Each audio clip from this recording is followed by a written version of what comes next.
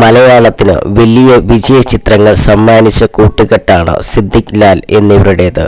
Ramji Rao speaking എന്ന super ഹിറ്റിലൂടെ career തുടങ്ങിയ ഇരുവരും പിന്നീട് God father, in Harinagar, Mannar Mathai speaking എന്നിങ്ങനെ തുടരെ വിജയ ചിത്രങ്ങൾ മലയാളത്തിന് സമ്മാനിച്ചു.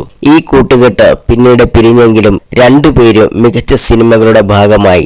2023 സിദ്ദിഖ് ഈ ലോകത്തോട് വിട പറഞ്ഞു. സിനിമയിലും മിമിക്രിയിലും തന്റെ സന്തത സഹചാരിയായിരുന്ന സിദ്ദിഖിനെ കുറിച്ച് സംസാരിക്കുകയാണ് ലാൽ. സിദ്ദിഖ് ഒരു കാര്യത്തിനും മുൻപോട്ട് ഇറങ്ങില്ലായിരുന്നു. എനിക്ക് തോന്നുന്നത് ഞാൻ ഇല്ലായിരുന്നുവെങ്കിൽ, അല്ലെങ്കിൽ എന്നെപ്പോലൊരാൾ ഇല്ലായിരുന്നുവെങ്കിൽ സിദ്ദിഖ് ഒന്നുമാവില്ലായിരുന്നു.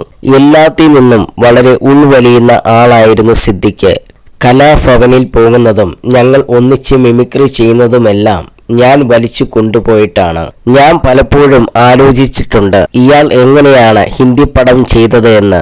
ഞാനില്ലെങ്കിൽ സിദ്ദിഖ് ഉണ്ടാവില്ലെന്ന് പറയുന്നത് പോലെ തന്നെയാണ്. സിദ്ദിഖ് ഇല്ലെങ്കിൽ ഞാൻ വലിയ ബോറനായി പോയേനെ. ഞാൻ നല്ല കുഴപ്പക്കാരനും അലമ്പുണ്ടാക്കാൻ ഇഷ്ടമുള്ള ആളുമായിരുന്നു.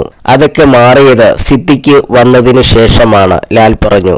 മോഹൻലാലിനെ നായകനാക്കി ബിഗ് ബ്രദർ എന്ന സിനിമയായിരുന്നു സിദ്ദിഖ് അവസാനമായി സംവിധാനം ചെയ്ത സിനിമ. ലാൽ സംവിധാനം ചെയ്ത കിങ് ലെയർ എന്ന സിനിമയുടെ രചന നിർവഹിച്ചതും സിദ്ദിഖ് ആയിരുന്നു.